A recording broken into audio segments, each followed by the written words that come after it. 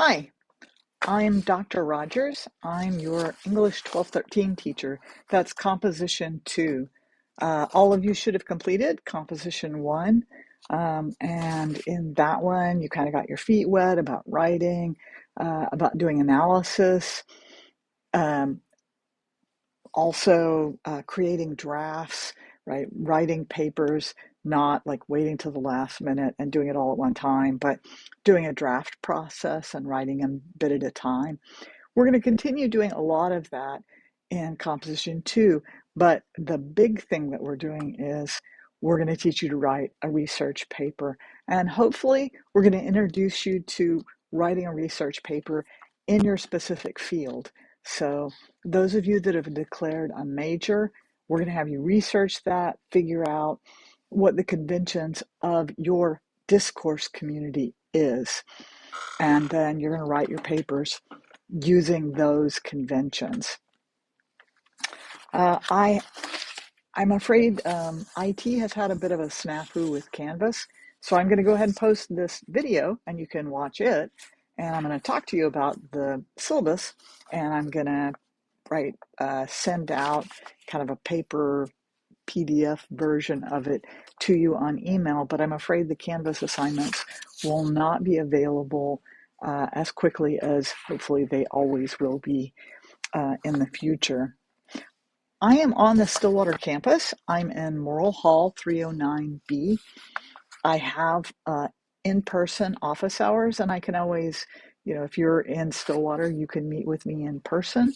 I'll also be keeping online office hours because I'm teaching you and we're doing this as an online class.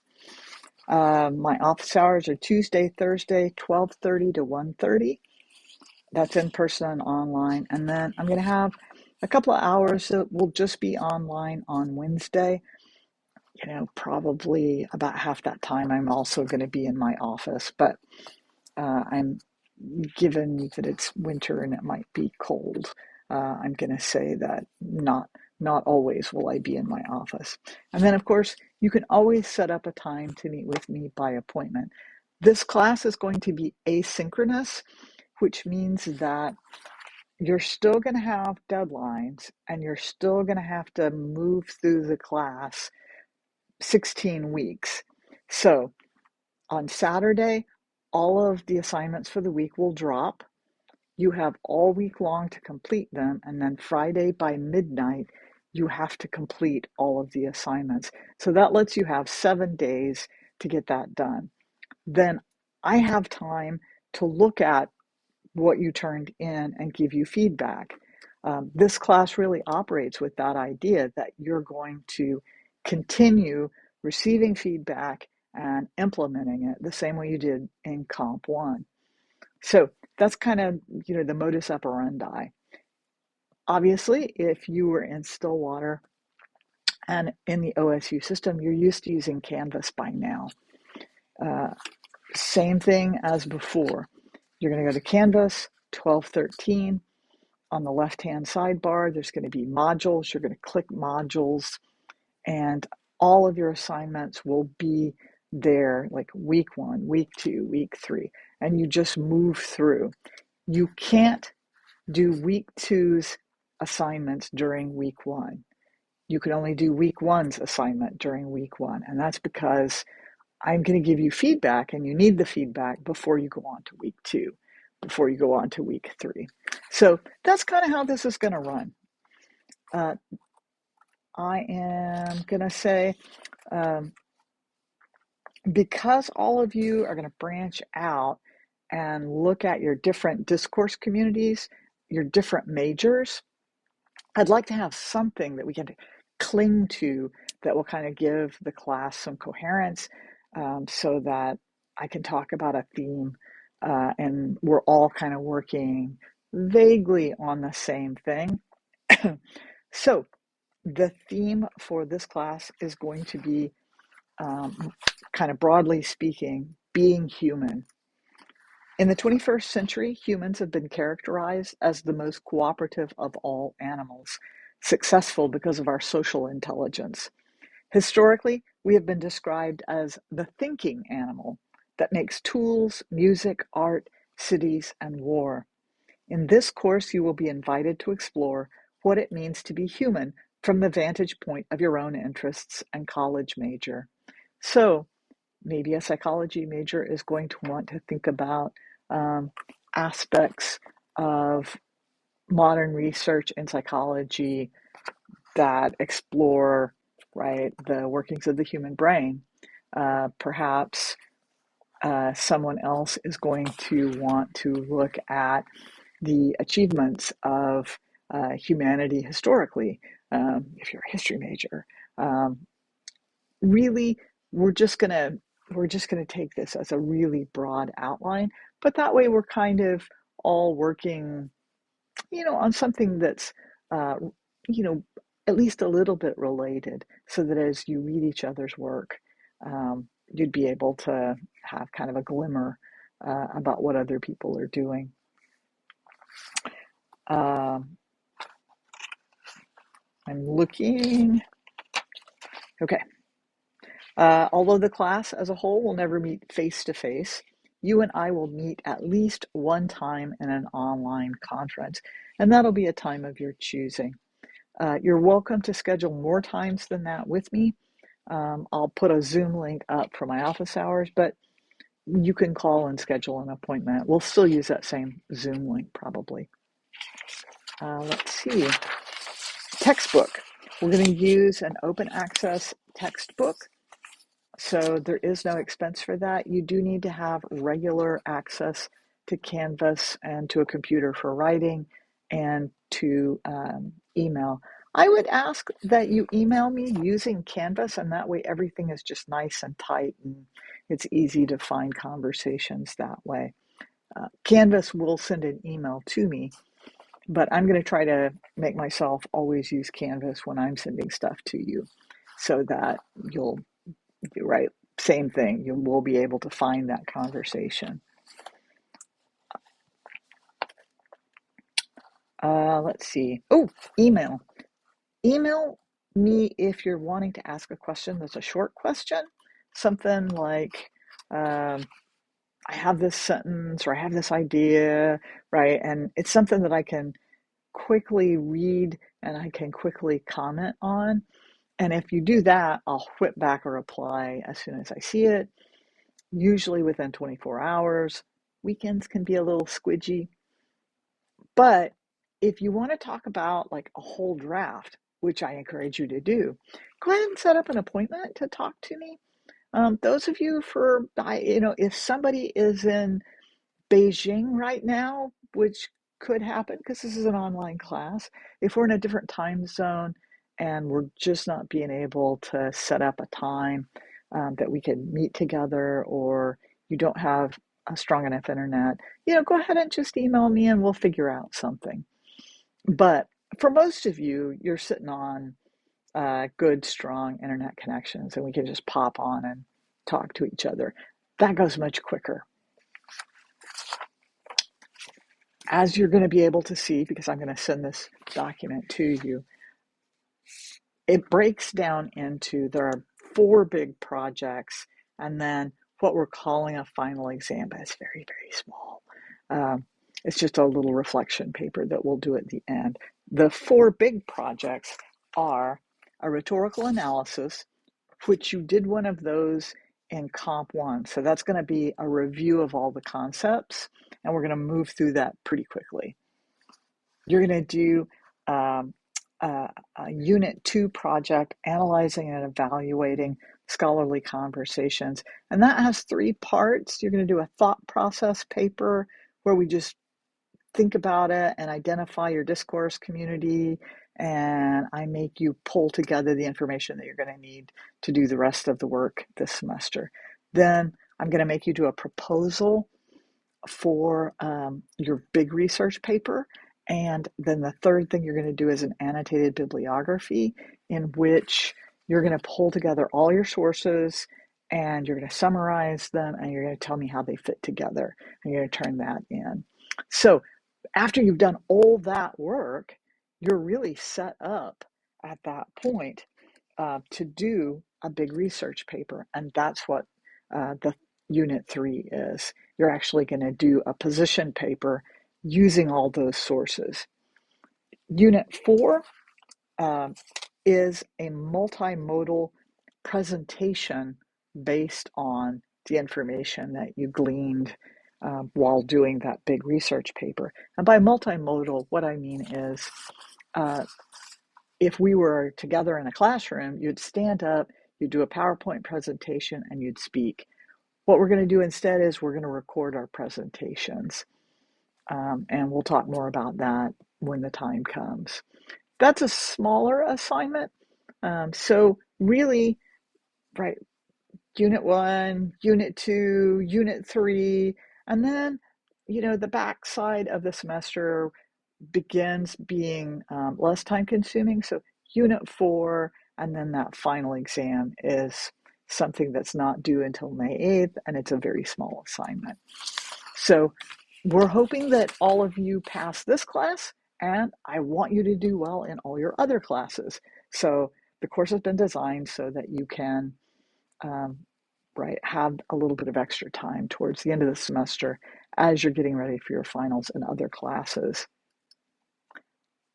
Let's take a quick look at how the schedule runs. Now, this is just kind of a paper presentation of it. I am sad that I can't show it to you in Canvas yet. These will be the module name and Canvas that you'll look for. So the module name will be Week 1, Intro to Unit 1, Rhetorical Analysis. And then the assignments that you're going to have to complete for Week 1 are, you're going to watch this video, you're going to take a quiz about the syllabus, you're going to look at the Unit 1 assignment prompt, and then you're going to read in our textbook is called Writing Guide. We're going to read Chapter 9, Sections 9.1 through 9.2. You're going to answer questions about that, and I'll have reading questions that will kind of lead you through the material. All assignments will be due by Friday, January the 16th. The following week, Week 2, these assignments will pop up Saturday morning. Reading assignment and questions for Writing Guide, Chapter 9, Section 9.3. There'll be a brainstorming discussion post assignment. There'll be an assignment on identifying your artifact's rhetorical context and strategies. All of those have to be done by Friday, January the 23rd. So you can see that it just follows along. Just all of them look like that. The only thing that looks a little bit different is at the very end, that final exam, there's just a reflection paper that's due, and that's due by Friday, May the 8th.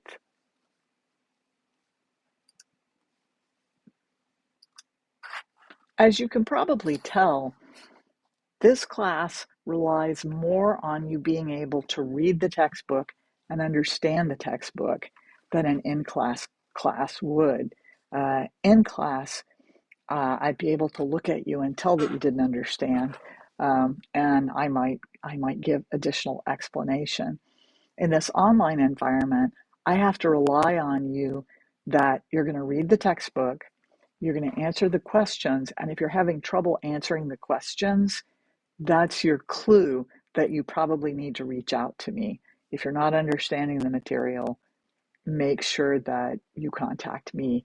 I'll also have places where you have to apply the knowledge that you're getting in the textbook. And so that also, right, like if your feedback is coming back that you're just missing the boat, maybe just go ahead and plan to attend office hours, reach out to me a little bit more.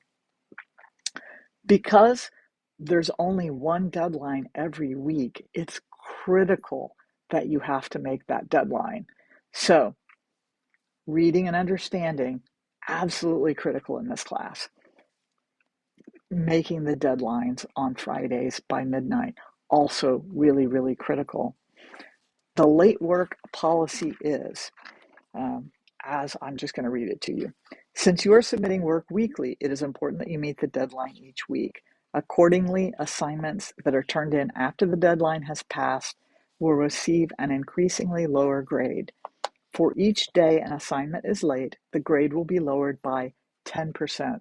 That is a full letter grade for every day that it is late.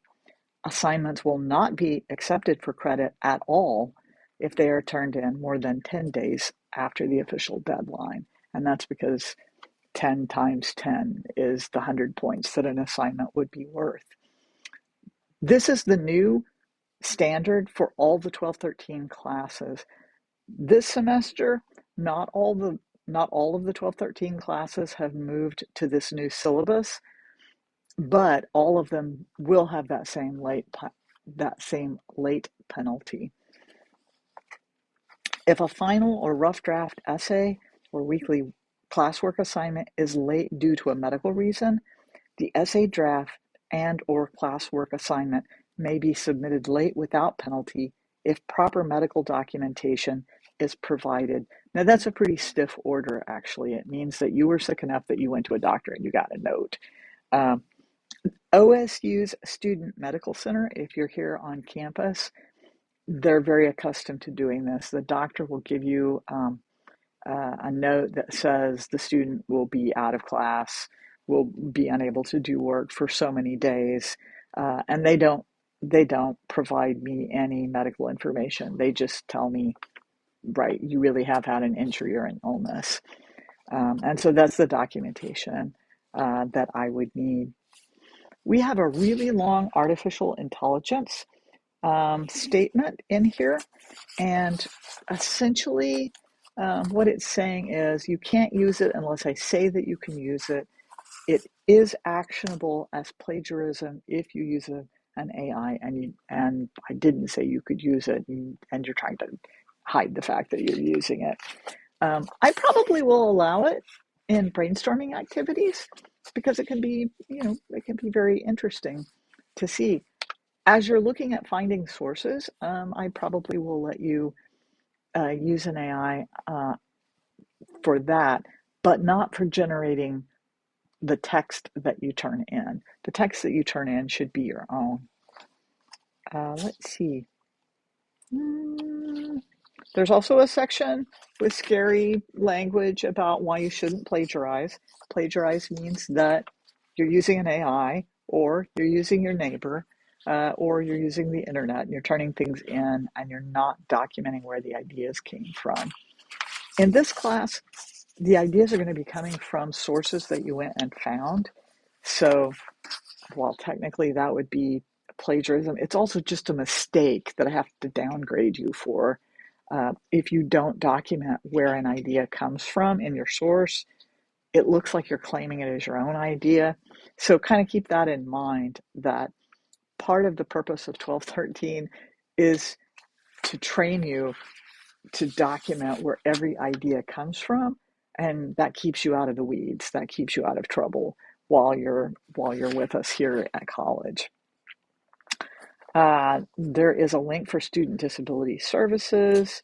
There are a whole bunch of links in the syllabus attachment. If you're doing any classes in person, someone probably has printed out the whole thing. It's like multiple pages, but it's every phone number and every email of anything that you would ever need at OSU. If you are having computer problems, I'm going to actually say this one out loud. Remember that as a student, you have a couple of IT benefits. If you're having trouble with your computer and you're on the Stillwater campus, you can bring your laptop directly to the help desk. If you are off campus, and if you're on campus as well, if you need help with something, they can talk you through a lot of things to do with Canvas, software, etc., etc. You can call the help desk, and their phone number is 1-405 744 HELP. Sorry, I glitched there for a minute. So 405 is, northern Oklahoma. 744, every OSU phone number begins with 744. And then the help desk number is HELP. And I just have that memorized so that it just off the top of my head, if I have trouble, I can call them and they can give me some help. All right, that was pretty much in a nutshell the syllabus. You're going to take a quiz over the syllabus, so you're going to read through the syllabus and answer questions about it. If anything is unclear, please let me know.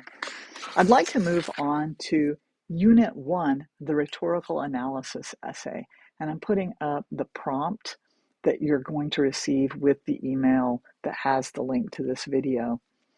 So the purpose of your rhetorical analysis is to analyze another writer's argument. As I said, in Comp 1 at OSU, you did this paper already last semester. If you didn't do it, if you took Comp 1 a long time ago and this isn't something that they had you do, or you attended another university and you've transferred in, don't worry, we're going to go ahead and teach this assignment as if you don't know what you're doing. But for many of you, this is just going to be a review. We're going to read the exact same book chapters in the textbook that you did last semester.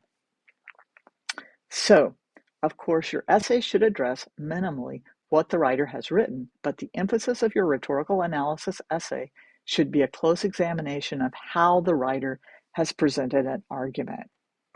Your purpose is not to argue with or state your agreement or disagreement with the writer's position.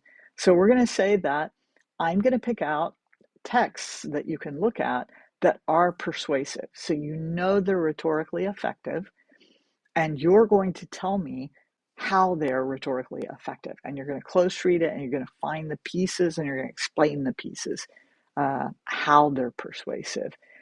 Many of you might remember the terms ethos, logos, pathos, and kairos. We're going to be reviewing those again. You may also remember thinking about context, right? What is the rhetorical situation? What's the context around the message? Who is the author? Who is the audience? What are they trying to accomplish? Is there something in particular that makes this timely within the culture that it's being presented to? Questions that you might consider: what is the subject? Who is the writer? Who are the readers or the hearers? What is the purpose or aim? What is the time, space, place considerations that influence the writer and the speaker? What specific techniques has the writer or speaker used to make their points?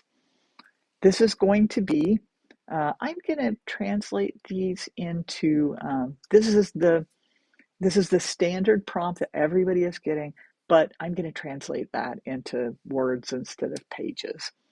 So that would be 500. That would be 750, 700, maybe 800 to 1,000 words. So I'll have that fixed by the time I send it to you. You're going to, all of everything that you do this semester, you're going to put in Times New Roman. You're going to make it 12 points. You're going to double space it. This time we're going to go ahead and use MLA citation, which was what you were using in 1113. That's just for simplicity because this is a review. Starting with Unit 2, like I said, I'm going to have you research what does your major do? Which style does your major use? MLA, APA, Chicago style. If I seem to just be speaking Greek and you have no idea what I'm talking about, that's okay. You're going to submit everything in this entire class digitally on Canvas.